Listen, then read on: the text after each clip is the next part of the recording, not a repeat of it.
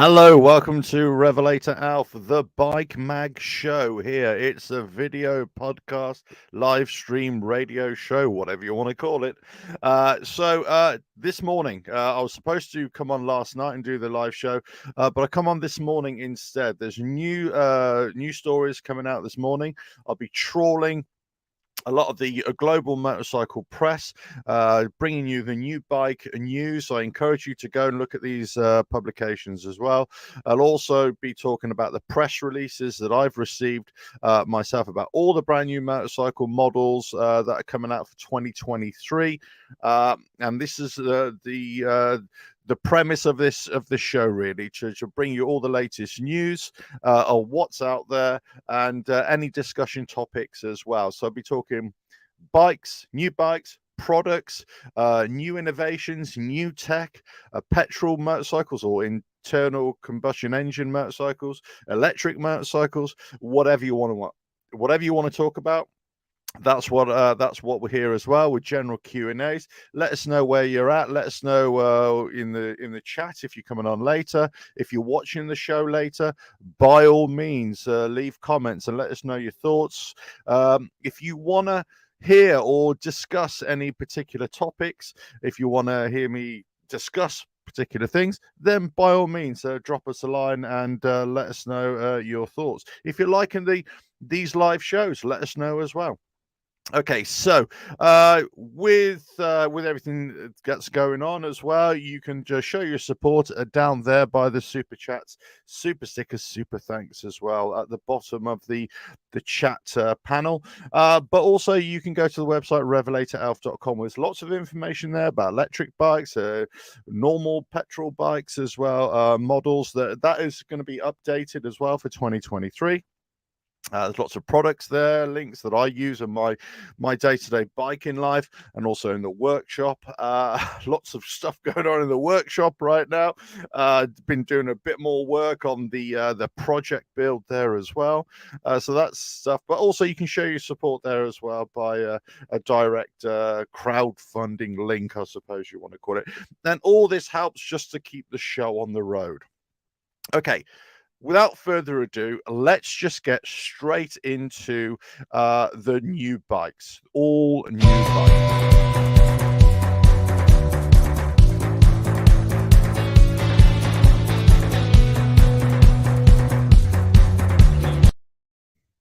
Okay, so the first bike I want to talk about, really, well, it's not a new bike per se. It's from Moto Guzzi, and it's their V9 Bobber, and they've basically blacked it out, and it's a special edition, it's really nice. I'm a bit of a fan. If you watch my channel, you'll know that I am a bit of a fan of Moto Guzzi anyway.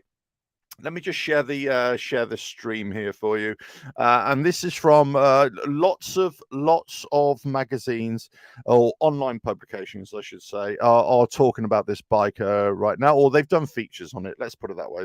That's the best way. And because of the European Motorcycle Show in Milan, obviously lots and lots of stories are coming out of all the bikes that have been featured there. But basically, the V9 Special Edition is still got the 853 twin cylinder motor, which I love. I love that Moto Guzzi engine of the standard model, mostly the same chassis too. I mean, there aren't major things. Most of this is just cosmetic visual update, but there's also one performance piece. That performance piece is a new slip-on exhaust. Yeah, I thought the exhaust looked different. Slip-on exhaust, but it's a black paint. So black paint, new exhaust, a bit of a raspier sound probably. I mean, I like this V9 Bobber anyway.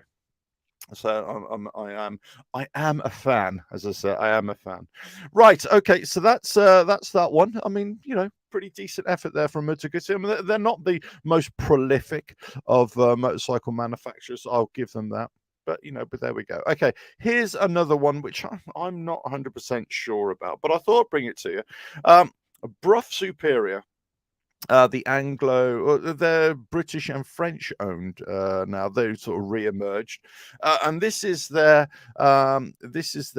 special edition here, or a full carbon Euro 5 compliant Brough Superior. and it's the Lawrence, from Lawrence of Arabia, obviously, T. Lawrence. It's called the Lawrence Dagger. It's officially revealed here. So let me just show you the stream on this, and there we go. Oh, let me just show you full screen. I mean, it's a nice looking bike. But it's got some weird angles on it. Full carbon fiber version of the modern day SS 100 has been unveiled in the form of Bruff Superior Lawrence Dagger. A thoroughly modern motorcycle bike from the Anglo-French brand. Yeah, I mean, basically, this is from Visor Down here. A lot of the stories I'm showing you either from Motorcycle News or Visor Down, but again, I just want to reiterate, these stories are being shared in other press around the world as well. It's a special for one reason or another, but it's also great with full carbon bodywork. Even the fuel tank, oh, okay, that's interesting, sits on 18-inch wheels.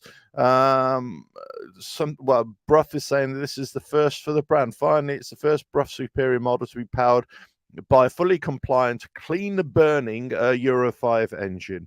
And it just goes on and on. I mean, again, I'm not sure about the whole Bruff Superior thing as well, and it's an interesting thing. Now, what was it? I think that it's supposed to have 100 brake horsepower on tap, 61 foot-pounds of torque. Okay, yada yada yada. Okay, but it's £58,000. £58,000. Okay, these bespoke bikes. I'm not sure. I'm not sure. I'm not sure about it. I've got to say, whilst it, for those who can afford it and those who love the Bruff Superior or the Bruff name, but this isn't the Bruff Superior name, if you know what I mean. It's nice. It's nice. I'm not going to be negative about it. I just think that's a lot of money. Yes, it's a lot of bike, but I think you're really buying into the idea of a Bruff Superior, aren't you? With that, but look, hey, great, good write up there from Visor Down in this case.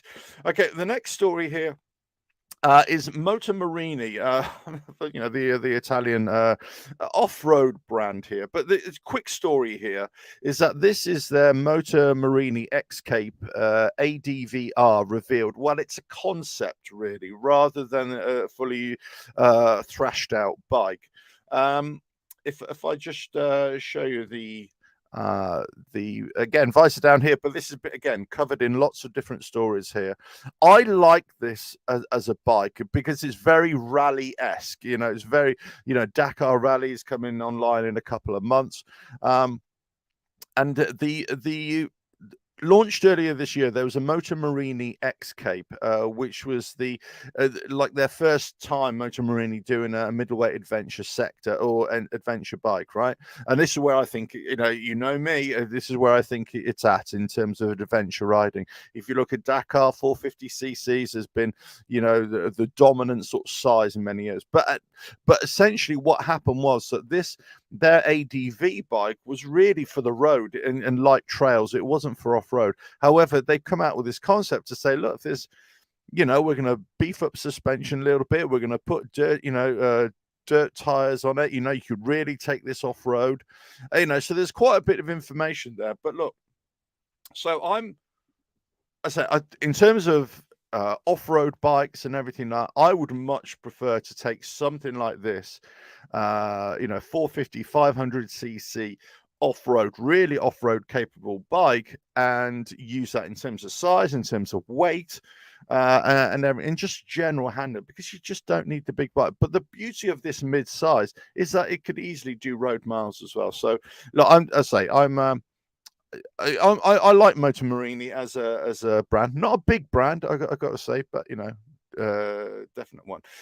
This is not necessarily another bike, but here Bimota as well. The Italian brands, I suppose, because it's the Italian motorcycle show at Milan, they've really come strong here and they've really shown a big force. But Bimota, the other brand, they basically worked with Kawasaki. I think they're part owned by Kawasaki as well. They've got this BX 450 as well. Which has turned a few heads as well. So that's just something to look at. Okay, the next story here is from, this is from there's a publication here, Motorcyclist, but they've basically worked on this the Honda Rebel 500. It's for 2023. There's a few changes, obviously colors and things like that. Look, the Honda Rebel, it's a bit of an odd looking bike from the side profile, I've got to say. But I think it's a decent bike. Don't get me wrong. But I just think it's the way the tank is angled at the top there. I just think it's a bit odd. But that's just me. But here's the publication, Honda Rebel. And they're basically, it's back for 2023. This is a United States publication, by the way. Obviously, I've talked about the touring, version, the 1100, CMX 1100T, I believe it is. But the base edition and ABS edition will come out in candy blue or metallic black. Yep. While the ABS SE model will be available in titanium metallic. It's now let's just see. Yeah, some standard stuff here, just some color changes, some tech updates as well. Look, I mean, as I say, if you're into these kind of cruiser style bikes and you just want a mid-size, smaller bike, or you're of a smaller frame or whatever, and you don't have the money for a bigger, larger bike, Harley Davidson, I say this time and time again, I think they're a decent shout. I think they're a decent effort there by Honda for this kind of bike. Okay, so that was a Honda. I say if you're into that, they've got the new updated version for 2023. And again, I always say this: it depends. It depends which market you're talking about. Okay, the next bike is Rieju. Rieju, the Spanish brand, they brought out a mid-size. Again, the mid-size adventure bike. If you've been watching my channel for a long time, I've been saying this for a long time. Where it's at is the mid-size adventure bikes, and you'll see lots and lots of manufacturers. They step down from the 1200cc, the massive adventure bikes, right? Which they are great. Don't get me wrong, they are great bikes. Then they start stepping down to the 800, 850 range. But I've always thought, so yeah, that's fine, but they're still heavy. I would say bring it down again, bring it down to the 500cc ish range. And look, a lot of these manufacturers are doing it now. And I'm sorry to say this is a big shout for Visor Down today, but look, they've got their write up on the Rieju Aventura 500 Legend, and again, this is unveiled at the Milan Motorcycle Show as well. 500cc parallel twin, as I say, parallel twins are a really big shout these days. A Honda designed 500cc, 47 brake horsepower, but most importantly, it's likely to be reliable, as if their bikes previously weren't. Well, I've got a Rieju 125 there, obviously. The engine, the chassis seems to have all the right elements: long travel, upside down forks, monoshock rear. Seat height is a manageable 820. Yeah, I'm going to say it depends what size you are. 21-inch front, 18-inch rear, standard stuff, off-road capable. Spoke wheels, radial mounted calipers at the front. Yeah. And it just goes on. The real party piece comes from in the form of the cavernous 29-liter fuel tank. That's decent, very decent. It's a twin tank design on the bike, with one of the tanks residing above the engine and the other within the rear subframe of the machine. How interesting is that? Okay.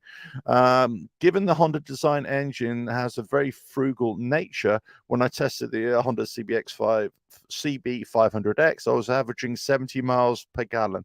Okay, this is very interesting, I would say. So, look, Rieju, I think, are a decent brand as well.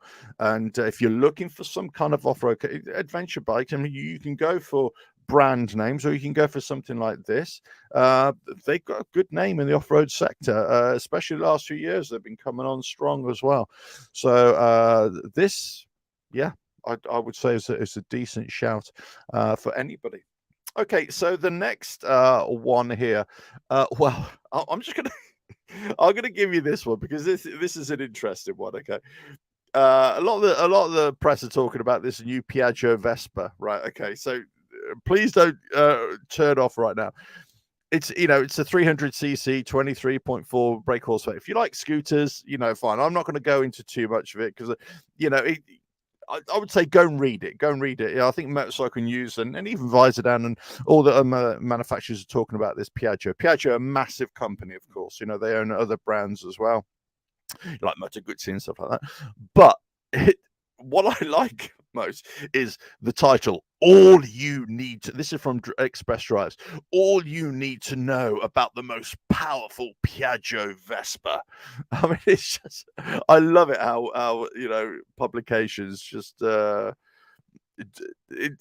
they title things. It's just all you need to know. And obviously they go into all sorts of things. It's bump in power might just be, so it's gone from a total power output of 23.4 brake horsepower. It's got full valve timing, liquid cooling. Okay, electronic fuel injection, which also powers a GTS range. Yeah, GT styling. It's nice. Look, it's a nice scooter. If you like scooters, which I do actually. I do. I think you can have a great load of fun. Whether on, I like scooters in the summertime. I just associate them with warmer weather, not horrible weather, if you know what I mean. But as I say, I just thought I'd bring that quick that story to you. That sort of flagged up to me this morning. The next story here is look. I mean, just look at that. Let's just be quiet for a minute and just look at that. Oh my god! Okay, that was a momentary pause, but oh my god, look at this. This is the offering.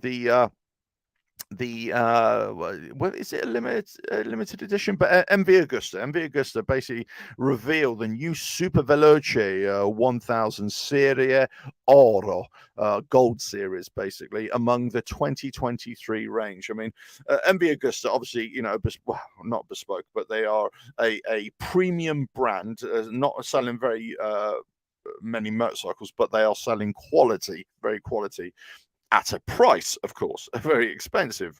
And again, this is from Visordan, but I say I've seen this in lots of motorcycle press, and I do want to keep on reiterating because of the Milan Motorcycle Show.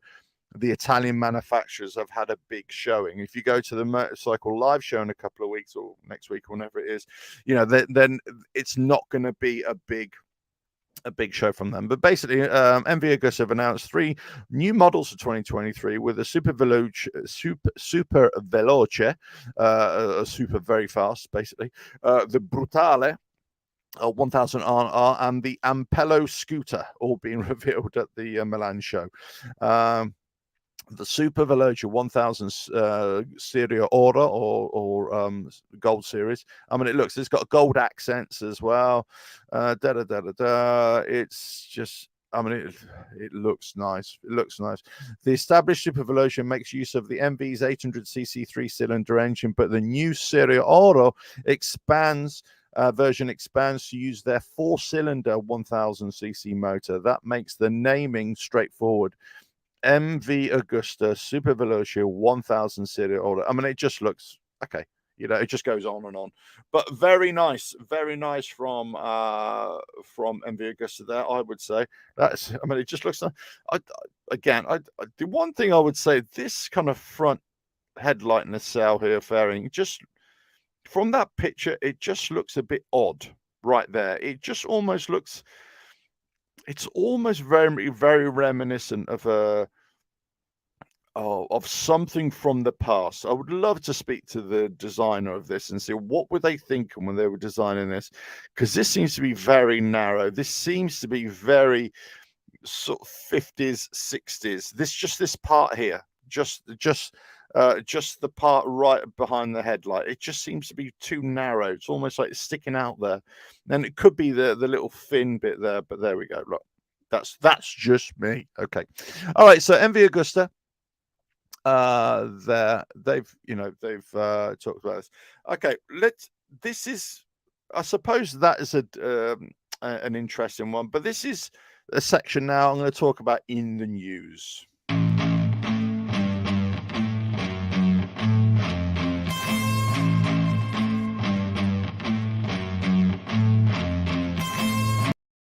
Okay, in the news right now, Motorcycle News, they've basically led with a story this morning saying that Honda released a £30,000 limited edition McGuinness 100th TT Start replica Fireblade, okay, SP. So, here's the story. But I would imagine, this is like a little prediction of mine, I would imagine that this bike is going to be at the UK Motorcycle Live show. And I think, maybe McGuinness is going to be there as well. I would not be surprised. I have no insight this, no details about this at all.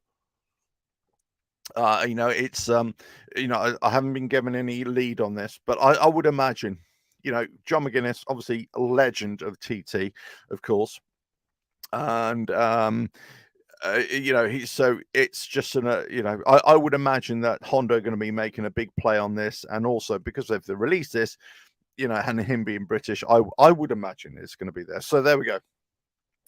Go and read this story if you want to, but this is from them. Right? Okay. The next story. Again, this is in the news, or the motorcycle news, I should say, the motorcycle news. This is where we were talking about, what bikes are going to sell for next year and everything. There's a story here from, oh, crikey, who are they? Oh, the Arkansas Democrat Gazette. Well, there we go. And they're basically talking about the exchange rates, currencies, and everything. But because Japan have got a weak yen, their currency is weak. That means that they're very cheap to buy. Their products are very cheap, or you get a much better deal. So if for us from outside of Japan, we're able to buy their products a lot cheaper. So that means their bikes, their cars, obviously, are going to be a proportion a little bit cheaper in terms for importing and all that sort of stuff. So that means that the demand for those products is going to go up because they're a lot cheaper, right? Well, if Honda weren't big enough already, guess what? They're going to get even bigger, right? And you could say the same for Kawasaki, Suzuki, Yamaha, or whatever, any other manufacturer, Japanese manufacturing as well. But they're already seeing that Honda is saying they've high demand, much higher demand for their second quarter that they had. And they're basically doing very well. Profits are going up and up and up. So look, interesting for me on that. What does that mean for you and I? Well, that means that it really depends on what you're after, what sort of bikes you're after as well, doesn't it? I mean, again, but also if you're a fan of a particular brand that isn't Chinese, guess what? Your particular brand might be suffering. Well, and exchange rates are temporary anyway, aren't they? Okay, here's another one as well. Another quick story. I'm not going to dwell on it. This is visor down, but this is in some more the British press here. This is about because of Brexit, because of the way the relationship is with the UK and with Europe. There's been an ongoing saga about taking your motorcycle into Europe and also transport it, not necessarily when you're riding it. It's more about when you're transporting it on a trailer or behind a camper and stuff like that. So they basically come up with some new guidance here. This is the NMC. What is it? The National Motorcycle Council. What is it? National Motorcyclist Council. They've did it in collaboration, I suppose, all with advice from the UK government. Although, interestingly, the UK government are on saying, no, it's got nothing to do with us. We do not want to put our name to this. Basically, they're saying, yeah, we helped you with the wording or whatever. But, anyway. So this is it. I mean, it's an ongoing saga with that. Okay. That's just basically a quick news piece. The other thing here was from this Cision PS Newswire here, basically talking about braking systems and electronic braking systems and the rise of it, and it's going to grow in the US by $874 million or $874.82 million, and it's basically because of the increase of ABS tech, but also the requirement for it as well, and the requirement for electronic components on the motorcycle as well. Another story here from Sion as well, or Sission. I don't know, Sicyon or whatever. It's basically saying the sub-Saharan African countries and the motorcycle boom putting lives at risk. And it's all about safety and, whatever. The interesting thing there is that a lot of I'll come to that story in a minute. A lot of African countries, or some African countries, have taken a dim view of motorcycle use as well, and lots of things that they've been restricting use. So in some cases, in some countries, in some capitals, they've banned the use of motorcycles. A lot of that was to do with safety. A lot of that was to do with personal protection, or the perceived personal protection against certain individuals on motorcycles. So Africa is a bit of a changing environment in terms of motorcycles, but they are very popular. They use motorcycles a hell of a lot, and it's from, as I always say, the evolution of transport or mobility. I should say the evolution of mobility. It's walking, cycling, motorcycles, and then cars and trucks and whatever. So if you're trying to get on in life, and this has always been the case in African countries, that you go, you step up like that, and motorcycles are very, very popular. Okay, the other story here is this: the airbag equipped motorcycle helmet, and this is from helmet maker Aero. Has part developed a product which is claimed to reduce the risk of skull fracture by 50%. And this is a nice little piece here from Visor Down here. And it's basically got an aero and auto live airbag equipped motorcycle helmet. Yeah, interesting. It doesn't show how it works per se. It's claimed not to detract from the reduce the effectiveness of the helmet compared to the conventional full face helmet. Again, it claims to reduce skull fractures by 50%. Evidently the new product is at very early stages of development. Okay, so they're developing it, but look, this is an interesting one, I would say. Okay. And again, if you love, this is another one I thought it was quite funny, actually. This is from High. I love this. High Snobiety. what a great name for a website. High Snobiety. Anyway, basically, if you like your trainers, there's a big market in trainers, obviously, but there's a big market for trainer fandom. Here, Adidas or Adidas have teamed up with Kawasaki to give you some of their wares, as it were, and quite interesting there if you're into that kind of thing, of course. But look, there we go. Let me just show you that. There we go, a bit of a close-up there. Yeah, I'd say not for me, but some people might like that kind of thing. Okay. Right. So the next story is this one here, and this is basically, again, coming out the Milan show. I would not be surprised if this is at the Motorcycle Live. This is the Aston Martin concept bike, track bike, the AMB 001 Pro, made its debut in Milan here. It looks nice. It looks the DBs, as we would say here. But it's just an interesting one here. It's a 990 turbocharged 997cc liquid cooled V-twin engine that sits as a stress member in the chassis. This is a standard track only. And it just goes on and on and on about different things. It's 175 dry, 175 kilos dry. Power is 221.9 brake horsepower. It's nice. It looks very much Arc Vector here from this angle. But look, I'm not going to dwell on this too much. As a track bike, and guess what? This is going to be incredibly expensive. I'm sure you would agree. Right. Okay. So that's that, isn't it? Right. Okay. Next bit. It's all about this.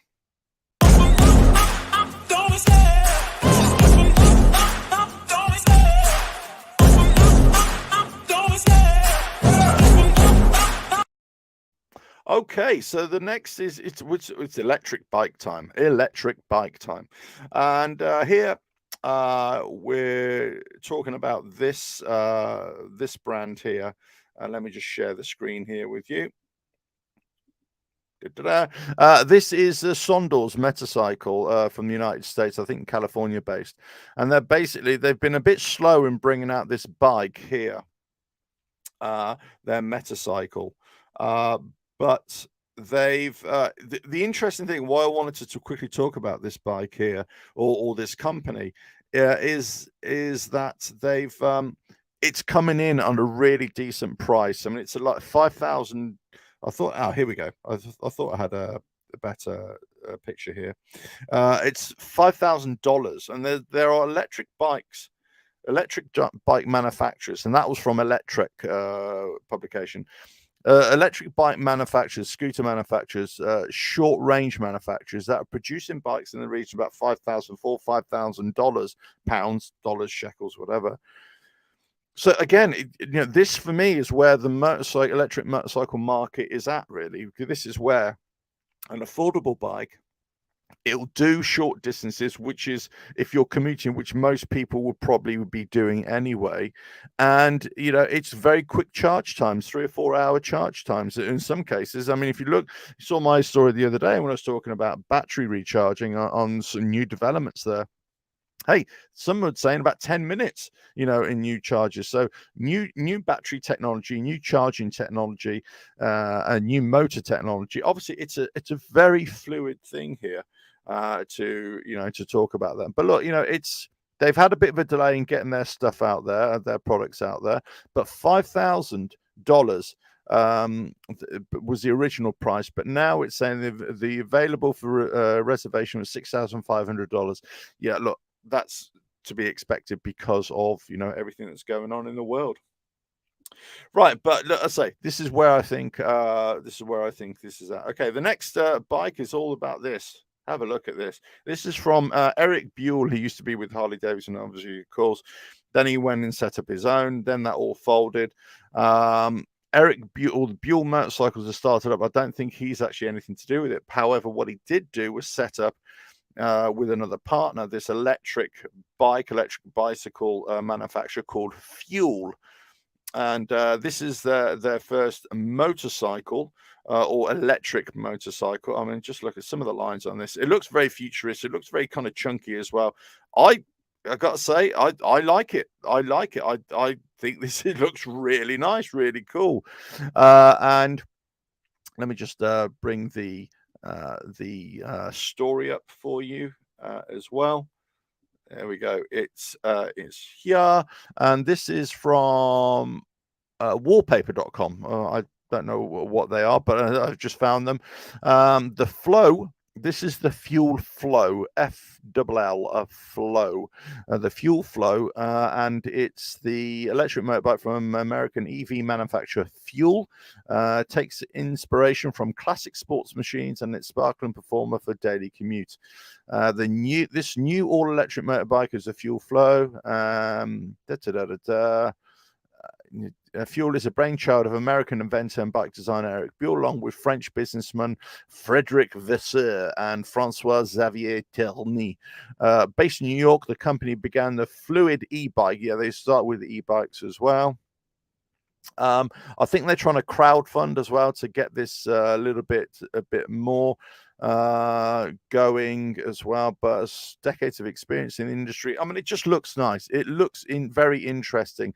It's talking a hefty amount of torque, maximum speed of 85 miles an hour, range 150, urban, and 10 kilowatt battery, fully charged in 30 minutes. There we go, 30 minutes fully charged. Not 62 miles per hour in 2.7 seconds. Yeah. 181 kilos, just goes on and on and on. FUELL Flow electric motorbike from $11,995. If you're euros, if you're interested in that. So look, a bit chunkier, obviously design and everything like that. Hey, this is where I'm talking about electric bikes. We're going to see loads and loads more bikes, and the price is going to come down. And do you remember when I was talking about in previous shows, if you've seen it, about value? Okay, this is where the next couple of years, especially, you're going to see value become a lot more. Right now, I think the value is in the short range scooter type of bikes, the small powered one, or the ones that aren't, anything over 5,000, as in dollars, pounds, dollars, shekels, 5,000-6,000. I think that's where you're at. Anything more than that, I don't think the value is there. But under that, I think the value is there. Especially if you don't want to pay fuel prices, you're going to charge them up quickly. You can charge them anywhere from a standard plug socket in most of these cases. Yeah, so yeah, I like that. Okay, again, electric. This is from no, this is V-Moto, Chinese brand here, but they've got some new bikes here. This is their one bike here. They've got an off-road sort of Suron type of bike, but they've got an on-road bike as well, both on-road or off-road. And this is their. So this is from Motorcycle News. Super Soco owners, so V-Moto, who owns Super Soco, owners launched 3 new urban models. Okay, so there's this one here, which is the super, no, what is it, the Stash? I think it is the Stash. Yeah. And basically this is more like a 125 type one. At the heart of the electric motor, producing an average 8 kilowatts and peak of 15 kilowatts, top speed 75 miles per hour, and with a boost deployed 68 miles per hour on tap without the boost, 72-volt removable battery, 3-pin plug, can charge in you got a conventional 3-pin plug in 3.5 hours, charging with a fast charger, or 5-6 hours in conventional. No range specifications, 17-inch front and rear wheel, ABS braking is standard. I mean, it looks nice. Yeah, no. So that's all good. You got the V-Moto ONR, with come with road tires, or the off R with knobbly tires. So basically you can have this in an off-road or on-road configuration. You basically can be set up either an L1 configuration comparable to a 50cc machine, or L3, which is a 125cc. The L3 iteration can reach speeds of 50 miles per hour. It'd be interesting if the on-road or even the off-road version, whether they are road legal. That's the interesting thing. Price wise, it doesn't really say. Let me just have a look. It just goes on. There's a little scooter that they've done as well. Lots of V-Moto as well. I would imagine they're going to be at Motorcycle Live as well, so go check them out as well. Okay, that's them, V-Moto electric. But again, electric motorcycle manufacturers are coming on strong now, and the big motorcycle manufacturers, as I've said in previous live streams, they've bided their time, but they're going to be coming out on force with bikes, and this is where the market is at. We can't say, oh, electric motorcycles will never take off. They're taking off, but we've had kind of small bespoke or really overpriced, or not overpriced, but really highly priced motorcycles up until now. Now prices come down, more manufacturers coming in with their offerings as well. And also, let's not forget the Japanese, of course, they're coming on board.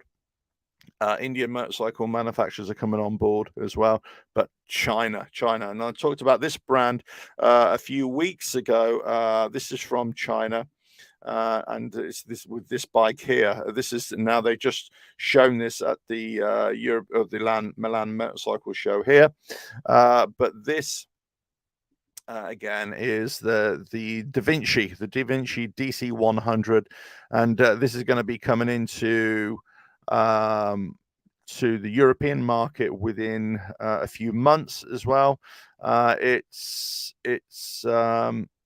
It's quite a highly powered one. I can't remember what the range was. It's got 200 sensors. It's got a maximum output of 850 Newton meters. What? 100 kilowatts, 135 horsepower, and a worldwide harmonized light vehicle test procedure range of 222 miles. Wow. It's got KERS on it, which F1 used. It's amazing. There's no ABS on the DC 100, but it does make use of CBS while the traction control is informed. Wow. That is amazing. 26,000 euros. They're talking about 26,000 euros, but you are talking about a performance machine. I just wonder if there are other really high performance machines out there where can do the speed and the range, let's say, what price they'll come in at. Because let's just say you don't want the small electric bike. You want something that's it's got a bit of meat, got a bit of power, got a bit of range. So all of a sudden, if you're not too fussed, if styling is a different question, right? Whether you like the aesthetics of the thing or not. But if it just comes then down to price, because electric bikes are electric bikes, whatever. One is going to cost you £60,000, and the other one's just going to cost you 26,000 euros or pounds, dollars, whatever. I think you're going to go for this, aren't you? I think you would. Okay, so that's all the new bikes there. I wanted to quickly show you this brand here as well, which I don't really know too much about. It's a Philippines-based company, and they are Bristol Motorcycles. I thought Bristol were from something else. There used to be another brand called Bristol. I think they renamed themselves. But some of their bikes, I've got to say, they look pretty decent. And as far as I know, they are just from the Philippines, and they've got some outlets over there.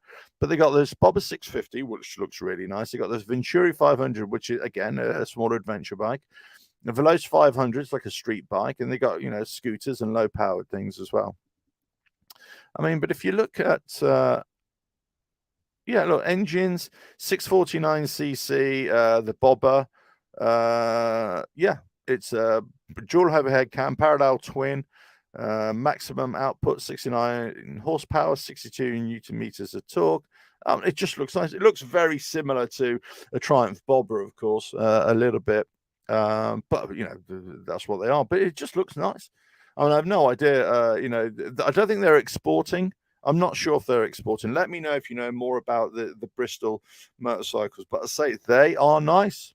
They are nice. They especially this Bobber, and especially that adventure bike. Yes, if you are in the know of Bristol motorcycles, let us know more about them. But there we go. So that is Bristol motorcycles, and I believe they're in the Philippines only. Let me just have a look here where the dealers are and locate us here.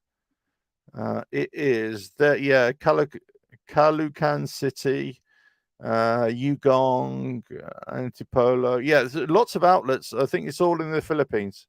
I believe this is all in the Philippines, or maybe in those areas or on there. And let's have a look. Yeah, it's all area country code. Country code is all 63. Yeah, +63. So I believe that's the Philippines, isn't it? Bristol motorcycles.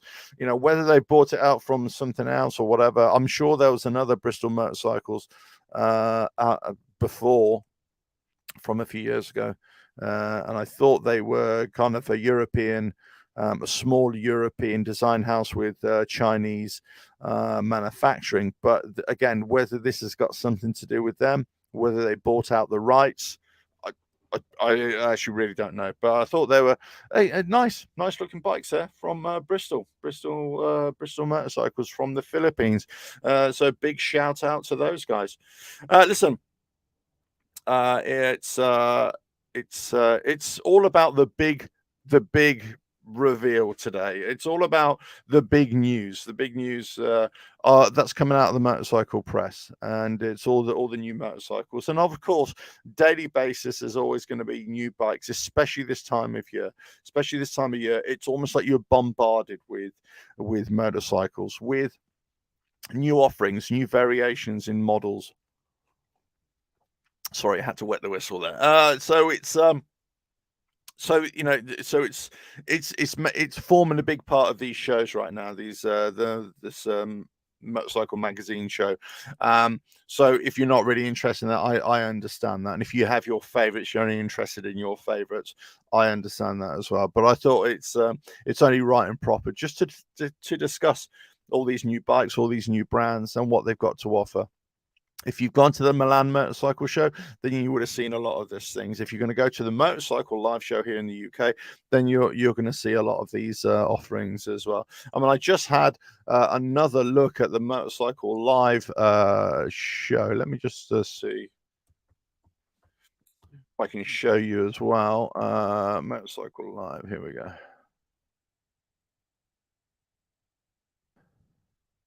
Live. Let me just share the screen with you, and it's really just to show you the. I mean, you can still buy tickets for this and all this sort of stuff, of course. And you can still go there. Now, I thought originally that the exhibitors, which would be up here, this is their website, basically the manufacturers. I thought that Kawasaki weren't there, and I thought, oh, well, what's going on with there? Why aren't Kawasaki there? But they are. They're there. They're right in the center here. Now, the interesting thing again, Yamaha are there. Look, last year, I'm pretty sure. Correct me if I'm wrong, but Yamaha weren't there. They had a booth there, but they weren't displaying. I think they had a couple of bikes there as display, but they weren't there. And I think there's some notable. They were the most notable absentee from a Motorcycle Live last year. I'm not, you know, but it's good that they're there because they are a massive brand and they should be there. And I was really disappointed that they weren't there last year, actually. But you've got all the big ones. Of course, Kawasaki, Suzuki, Yamaha, Honda, of course. You've got Harley Davidson, as I say, keep on talking about Harley Davidson. There, right there. One of my favorite brands, Fantic, there. The BSA there, yeah. It'd be interesting to see what their spin on their bikes is. BMW, of course, are there. Triumph are there, of course. Are Norton there? I'm sure Norton are there as well. So there's lots, and all lots of the other manufacturers there. Lambretta, Langen, Indian motorcycles there. Husqvarna, KTM, Ducati are there. CCM, another one of my favorites there. Yeah, lots. Herald, Benelli, they're all there. Most of the brands there. I'm sure there's some smaller ones that are not there. It'd be interesting to see who else is there as well, actually. But look, that's basically. So I'll be going up there, having a look. I won't be there for the first few days. I'm usually one of the first days there. I usually get in there and have a little nosy about. I'm not planning on doing any content. I'm purely just going up there and, see if I can bump into a few people, can say hello to a few people. I might take a bit of footage for maybe reveal it in a live show later on, just to give some visuals, really, but I won't be making any content on it. But look, interesting to see. For me, as I say, somebody who rides a Harley Davidson as well, and somebody who loves just bikes in general, let's say, I'd be just so interested to see how Harley Davidson, in particular, what they're going to do at this live show, Motorcycle Live. I just want to know, because the interesting thing, and I keep on saying it, I think I think they've made the wrong decision about moving their news of their new motorcycles to January, because I think they're missing out on the massive shows, the massive trade shows. They had the Germany one, Intermont. You have got the Milan Motorcycle Show, which a lot of bikes were revealed at and a lot are launched at, global motorcycles. And obviously Motorcycle Live, again, another massive show here for Europe, right? So, and certainly here for the UK, of course, it's the biggest. It is the biggest show. Okay, yeah, you've got the Manchester show and the London show a little bit later on next year, early next year. But this is the one. This is the one that you have. So, but if you've got nothing new to show, then you've got nothing new to show. And it's interesting that at those two previous shows, the Milan and the Germany, the Intermont one in Germany, look, nobody's talking about Harley Davidson. So you think, well, you're actually at a motorcycle show, but none of the press are talking about Harley Davidson in terms of Harley Davidson being at these shows. So what does that tell you? Because there's nothing new. There's nothing new to talk about. I mean, again, this is well, I suppose this is the next topic, the topic of debate. Really, I was going to do a private another show about this, but I'll talk about it now. Why not talk about it now? Harley Davidson. Okay, so Harley Davidson, in terms of the rumors that have been coming out over the last couple of months, I made a live stream, a video about this a while ago, the things that I'd heard or things that I'd said, but I made it painfully clear that these are just rumors. There's no substance to it. You're never going to know until, you're never going to know until the January reveal, okay, or unless the company come out with something, right? But the amount of videos that I just had a look at, and websites that have come out with stuff, speculation, rumors, opinions, and everything, and there's nothing wrong with that. Absolutely nothing wrong with that. This is hey, look, I think this is what they're going to do. I've got a sneaking feeling. Nothing wrong with that. But it does make me laugh. It really does. I mean, I suppose this is like a reaction to Harley Davidson rumors. And maybe I should make a spoof video about it. Just the reaction. So people say, well, I think it's going to be, the Road King or the Street Glide, and they're going to come out with yellow paint, and it's just like all the, I mean, the latest is, okay. I mean, these are the rumors that I've heard. I even went onto social media, which I very rarely do, to try and interact, and I went onto Reddit, which is a bit of an interesting place. I've never really got on with Reddit in terms of trying to have things there. Or discuss things there. But anyway, I just thought, if that's a place, maybe that's the place that they might know a bit more, might have heard a few rumors. But nobody, I put it out there, and whether people just ignored it or whatever, but only a few people came back and said, no, nobody's really heard much more than what you've already said. And a couple of them actually said, you seem to be in the know more than me. I was like, well, not really. I've heard a couple of things, but I'm not really in the know at all about Harley Davidson. But it's the stories that you're hearing that they're going to get rid of the 107 engine. Okay, all right, that's an interesting one. Just put all their money on the 114, the 117 engines. They're saying get rid of the Softail standard, getting rid of the Road King standard. What was the other one? Pan America 975, the smaller version. But as I say, when I think it's the right thing to do to come down, but also just think about all the bikes that I've been talking about, the even smaller. That's where the market is at, I think. What else were they talking about? CVOs. Some were saying the CVOs are going to get a bigger engine. For me, if you're going to have the CVO there, it should have a bigger engine than everybody else. That's why you're buying a special bike. I think people have been shortchanged this year from Harley Davidson. Granted, there are not many CVO sales, right? But why the hell would you go and buy a CVO with a 117 engine when the rest of your touring bikes have also got a 117 engine? In the ST models, I should say. It just doesn't make any sense. It doesn't make any sense. Why would you do that? And the Lowrider S, Lowrider S and Lowrider ST's got 117 engine. Why would you go and spend all the extra money, an extra $10, $12, $15,000, or more in some cases, depending on the bike, just for a few aesthetic changes if you're not getting a bump in performance, in engine? So, but they're saying, some per saying 131 engine, which I think would be the statement. That would be the CVO statement. You come to CVO, you're getting a bike with a 131 engine straight out of the box. And think, okay, well, I get it. But some saying a little bit more, 122, 124, whatever engine. Lots of rumors. But again, all this is rumors. Rumors, speculation. I just think it's very interesting where you can, you got guys, just sat in front of a camera like me here, and they're just, or in their garage, and they're, they got their bikes in the background, or they just standing in front of a camera and say, hey, look, this is news to you, and this is news to you. No, it's not news. It's not news, guys. It's just opinion. I could give you an opinion. I could give anybody an opinion about anything. Crikey, but opinions are like arseholes, as they say. Everybody's got one. It doesn't make it right. It doesn't make it wrong, but it doesn't make it right either. And in all fairness to these guys, I don't think they are. Nobody's claiming of anything as fact. Well, a couple I think said this is, oh, they've definitely heard this. I've definitely seen that.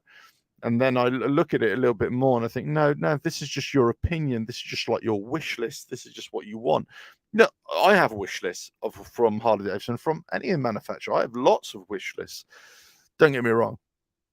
And I hope that they would do lots of different things, So let's say if I was to say about Harley Davidson now, because I'm talking about them in particular, what would be my wish list? I'll say, well, if you're going to keep the CVOs, because the other story was that they're getting rid of the CVOs, right? But if the rumor, I should say, not the story, because that's a different thing. But if you're going to keep the CVOs, you've got to have a bigger engine. I've always said that. It's got to be a different bike. It's got to be something that stands alone. It's got to be that bike that's on the pedestal. That is your crowning glory, as it were, if you like that kind of thing, right? That's what it is. So if you're going to keep that, keep it. I think what I would like to see is that they not necessarily reduce the models, but just, I think they've done it in certain respects where they've, given you a black option and a chrome option. I think what they just need to do, and I think this is where there possibly a bit of the confusion of the Road King standards coming on, because people are saying, well, the Road King is going to be dropped as well. Maybe they're just going to rework this so you get a Road King special and you get a Road King either in black or in chrome or this kind of thing. People have talked about this as well, or whether you get a Road King ST type thing, all that sort of stuff. I mean, I wouldn't be surprised if you have less motorcycle models, but you have more options within it at the point of purchase. I would not be surprised. And for me, that makes perfect sense. Why are you buying a bike? You got all these other different models, and it just makes your lineup seem so huge when effectively it's exactly the same bike. Just give it one engine, not multiple engines, just give it one engine, because that's all confusing for people. Is it got a 107, 114, 117 engine, all this sort of stuff? And it depends, I suppose. You have that because of price point, right? You have this is a little bit cheaper, this is a bit more expensive, that's even more expensive. But I think people are over that. I think people, if you want that bike, fine. You just say it's just one bike and you've got a range of options. Now, you could say, hey, that bike, it'd either be black or chrome, as in engine coloring, right? Black or chrome. It's going to have this range of colors, color options in terms of fairings and everything like that, or tank, whatever. And you could have it, if you order it, you could have it in this engine size, or that engine size. But it's still the same bike. It's still the same bike. And I think that's the way to go, personally, because I think it just make life easier for them. But I'm not sure if they would. But so I think they should make everything a lot more condensed for Harley Davidson in the touring range. Same with the Softails. I think they should do away with a few of the Softails. Personally, I think they should just get rid of them. Get rid of them, and look at the ones that don't sell very well. Get rid of them. If they're not doing well, get rid of them. I don't know, because you got. I mean, I've talked about this about the Sport Glide in terms of the global market, because it's already been discontinued in the United States and everything in terms of new sales. But does it have any legs on it? Because in a global sense, if you've got the Lowrider ST out there, many people have been talking about, in the room that I heard, that it definitely this year the Sport Glide would definitely go. I think it's a mistake myself. I think it's a mistake to get rid of the 107 engine, personally. But what do I know?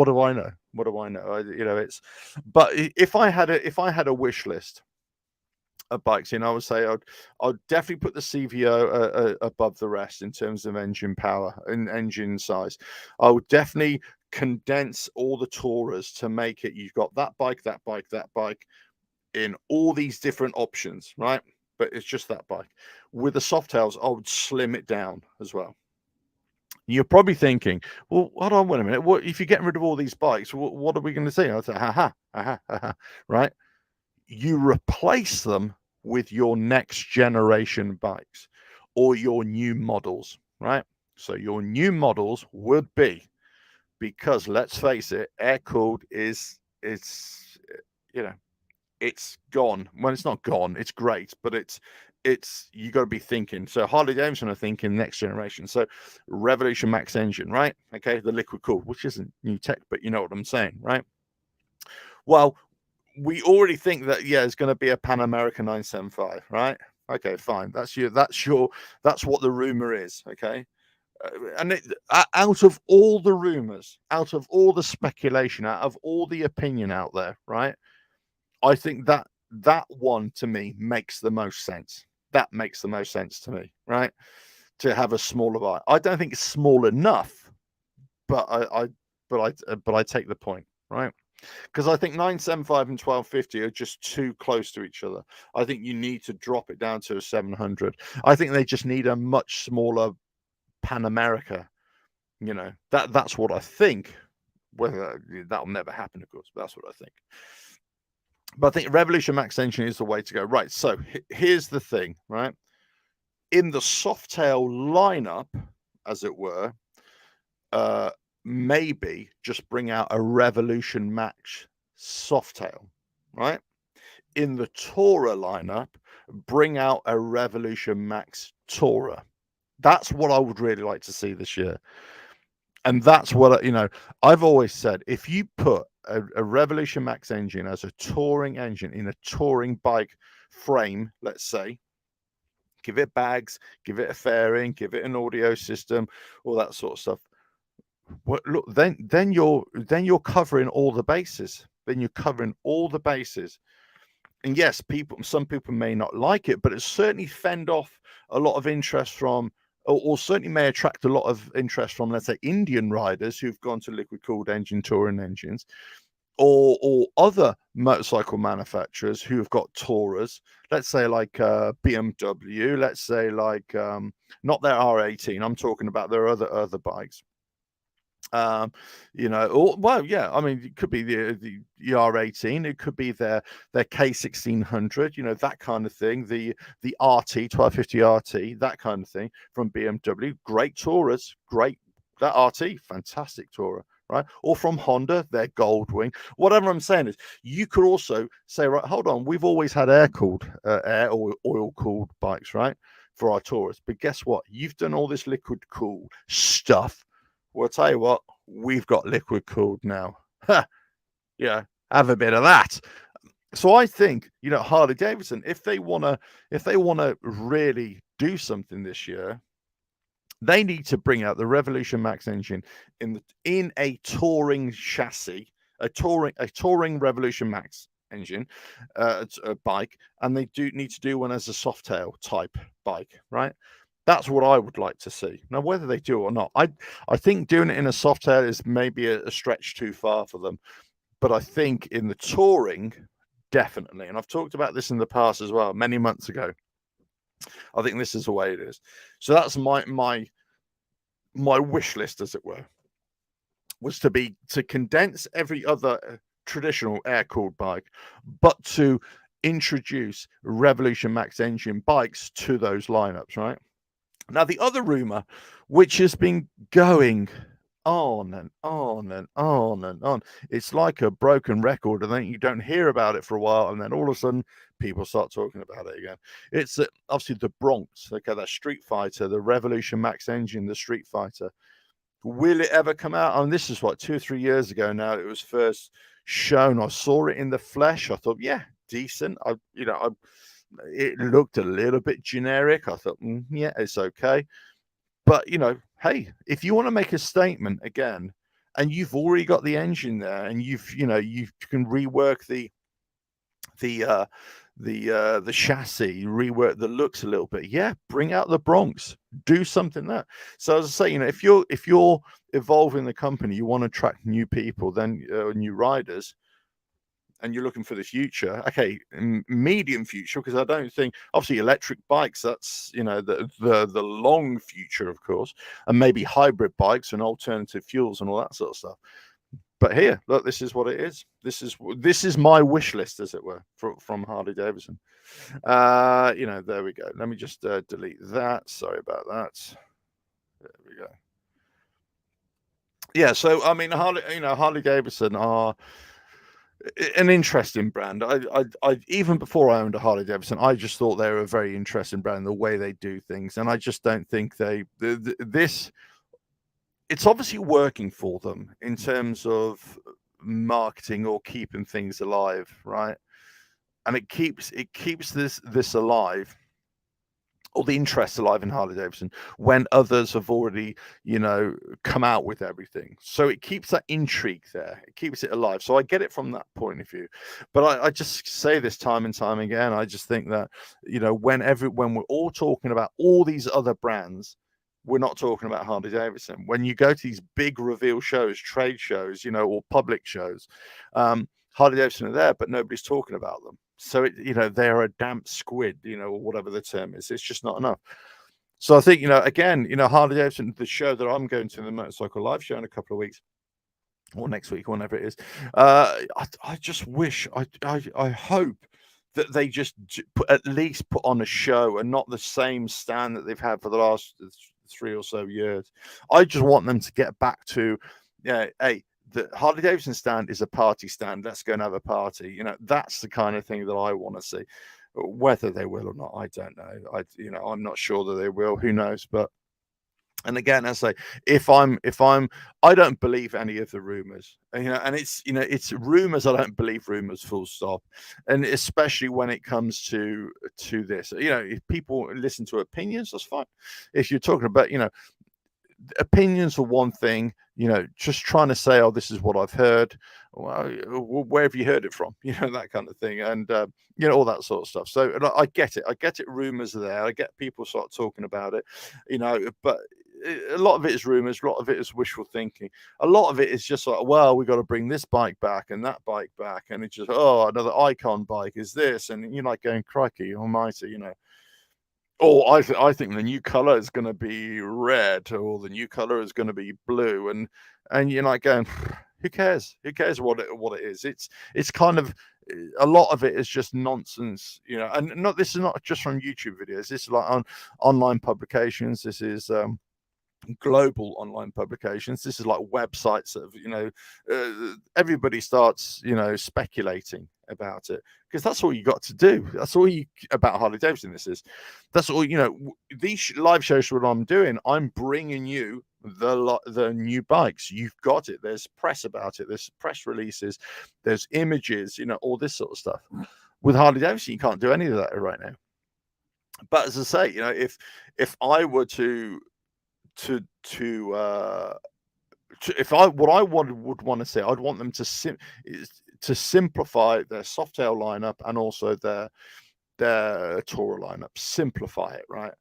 But then introduce Revolution Max, new Revolution Max models. I really would love to see a Revolution Max engine in a touring bike, a touring frame. Love to see it. I really would.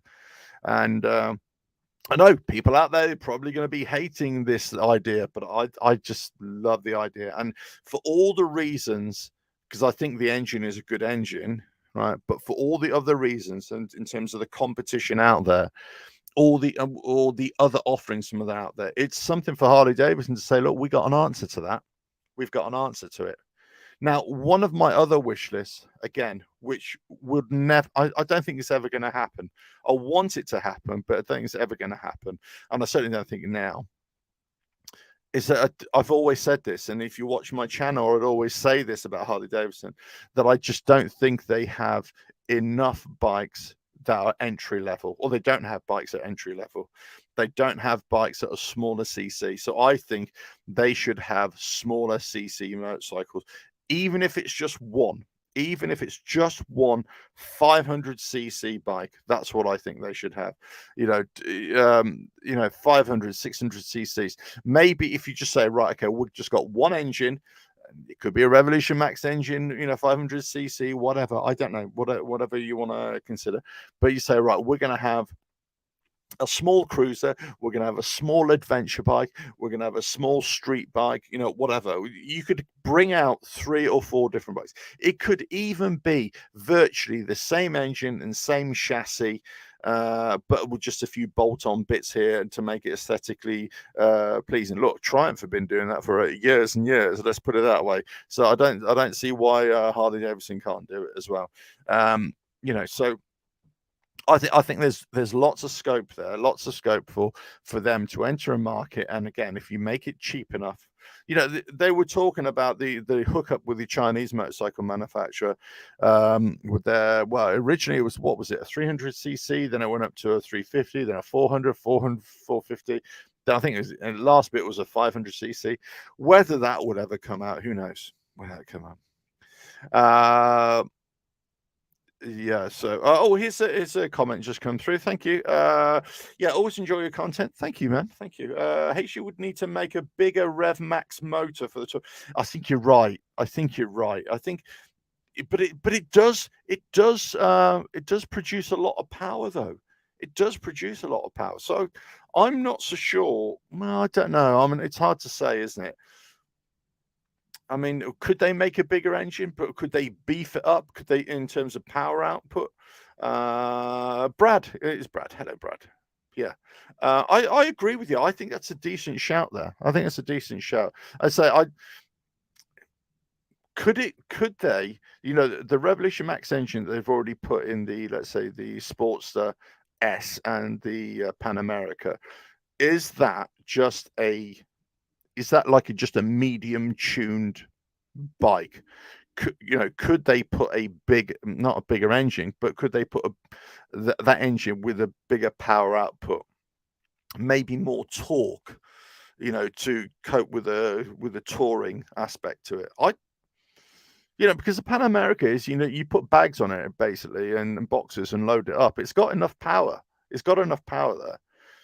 So it really depends. I mean, yeah, I suppose it depends how heavy the chassis is as well, how heavy the overall bike is as well. Yeah, I definitely take your point, but I just think they're missing a trick here. I think they're missing a trick where they don't, use this Revolution Max engine more.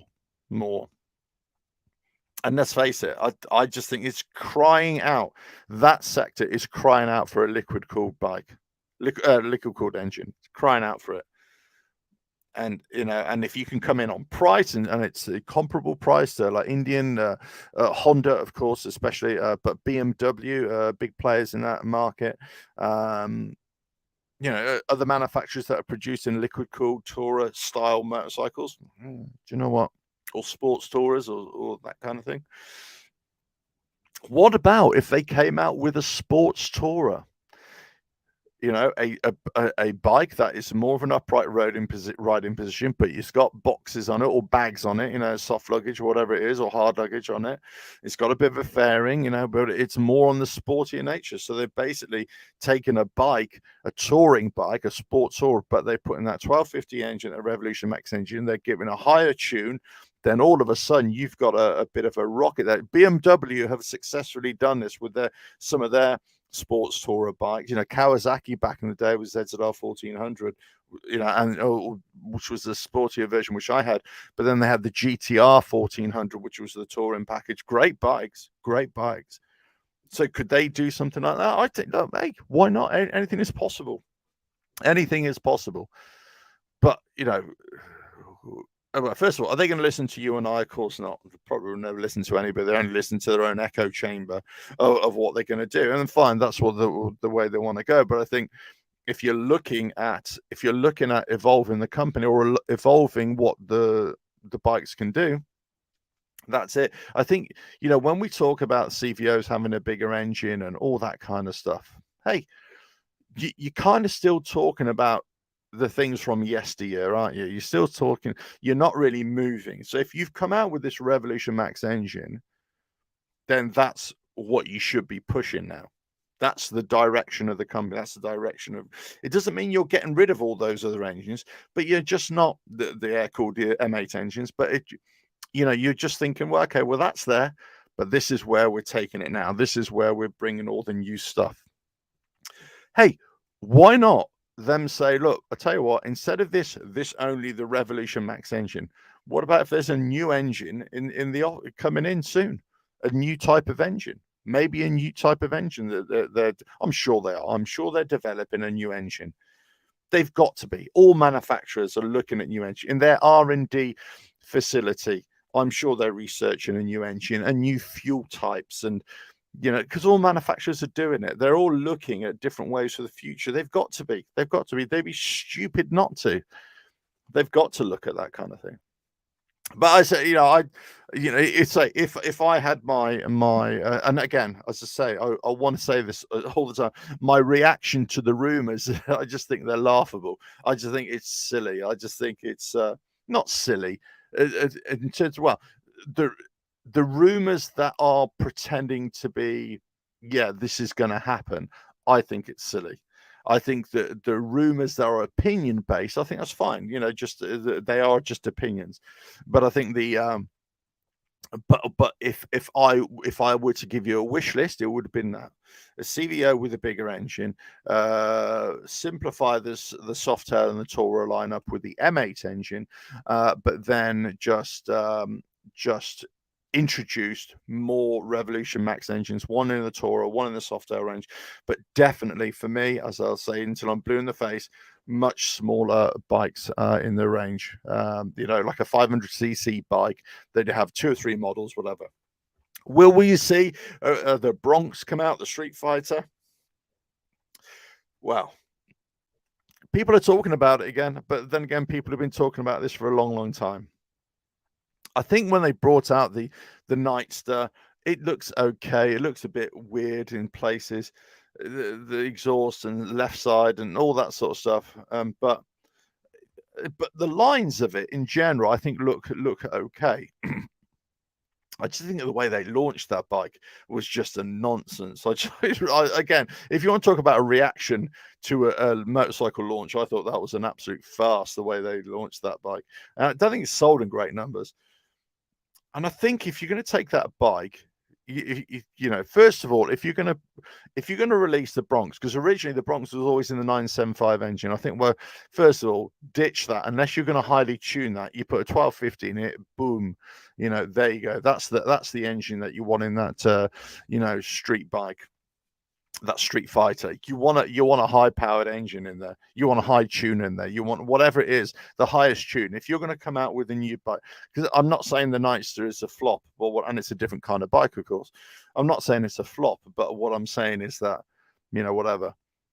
I think if you're looking at the demise of the Sportsters, the old Sportsters, and if you're going to say, but you want to bring back some of that, and I always said, back in the day, I always said, actually, what they need to do is not bring out new model Sportsters per se, but what they need to do is kind of continue the theme of Sportsters and your favorite Sportsters, but put a Revolution Max engine in it. So whatever Sportster is your favorite, an Iron, 883, whatever, I don't know, which I think is probably some of the best lines on it, right? That's what I think they should have done. They should have taken a chassis that is similar to what it was and then bring it. And the Nightster, you could say, is they went in that direction, but I just don't think they went enough. So I think that's what, we might be seeing more Sportster variants coming out with the Revolution Max engine. And I suppose that's where you could say we're seeing more Sportsters, but they're kind of Softails, if you know what I mean. That will kind of take over that realm. I don't know. And again, it's almost like a thing. Well, I think, yeah, maybe that would be a good idea. But there we go. Hey, listen, I could go on and on about Harley Davidson. I really could. It's probably one of my favorite subjects to talk about. Not in terms of negativity, but in terms of where I think I could talk about all brands, but as I say, in terms of the ones that I suppose I like talking about most is Harley Davidson. I don't know why, but because I think I still see there's so much potential there, and I see them as not at the party for a lot of motorcycle models, whereas other motorcycle brands, for the most part, I think they cover the bases. They cover the bases with at least one motorcycle model, one scooter, one low-powered, one entry, whatever. Um, you know, unless you've got smaller, big brands that are, let's say Ducati or MV Agusta or stuff like that. They don't usually have it. But Indian, okay, yeah, they don't really have it. They have smaller bikes, but they don't really have them, and they're expensive as well. But I think a company like Harley Davidson is crying out. For me, it's crying out to attract new riders, young riders, the next generation riders. And yes, there's always that argument. Well, they're a premium brand, and it's for guys and gals who can afford it. It's aspirational, and I just think that's a load of old nonsense myself. I think what you need to do is entice the next generation or the next type of rider, the next, the younger rider, the ones who think differently to you, who are not like you and I. They think differently. They've grown up with tech, running through their veins. So this, to sell an old style Harley Davidson to them is going to be a hard sell in coming years. So you've got to think about something else. You got to be thinking about, people's incomes and people's disposable income, and what they want in mobility. And whilst old farts like me and older, and maybe some a little bit younger who's still in that realm, in that generation, yeah, we still have a Harley Davidson, right? But next generation, I don't think there's a lot there for them to look at right now. And I could be wrong, but this is why all these smaller motorcycle manufacturers or manufacturers from foreign shores, let's say, who are coming out with smaller bikes, like Chinese, Korean, obviously the Japanese, Indian motorcycles, as in not Indian the manufacturer, but Indian as in the country. They're producing smaller bikes, and they were always smaller bikes, cheaper bikes. But guess what? They're producing bigger bikes now, and they're much better quality. So how Harley Davidson and other companies like that, how they're going to compete? Because it is a competitive market. The competition is not whether somebody likes your bike. The competition is whether the next generation will like riding motorcycles or two-wheeled mobility transport devices, let's say, right? And what are they going to choose? So the competition is not necessarily with other manufacturers. The competition is whether the prospective customer will even want to have two-wheeled mobility over four-wheeled or three-wheeled mobility. So where are you in this market? Where are you to be able to attract those people to two-wheeled mobility? And if you're not producing anything that's going to attract those people into your world, as it were, but guess what? If they are going to go two-wheeled, they're not going to come to you. They're not going to come to you. And the reason is because most other manufacturers have learned this, have thought about this, and they thought, right, yeah, what are we doing that attracts all sorts of different riders?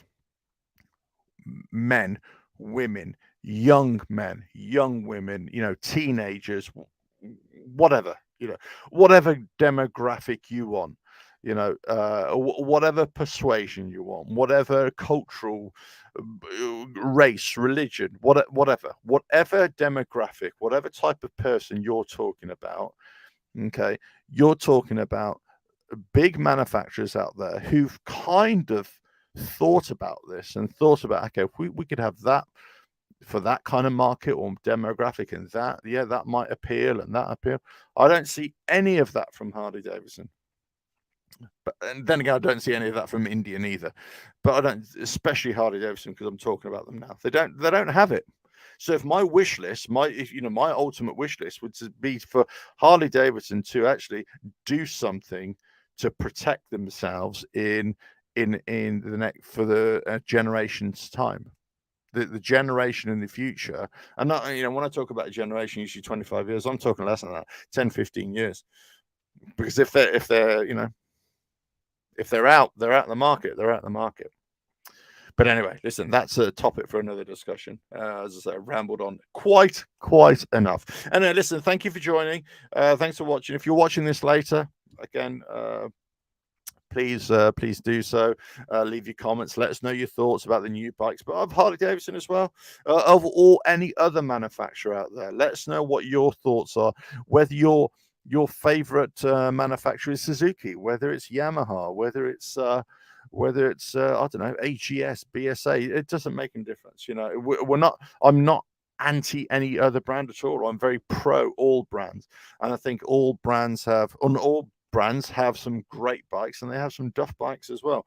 But they have some great bikes. But that's all just opinion. That's not anything analytical. That's just opinion. But we all have our our preferences, and I think some. I used to be. Yes, I used to be anti-electric bike. Well, maybe not anti-electric bike, but I was never convinced by it at all. But in the last couple of years, I've got more and more into it. I've got more and more. I can definitely see it. I can see it.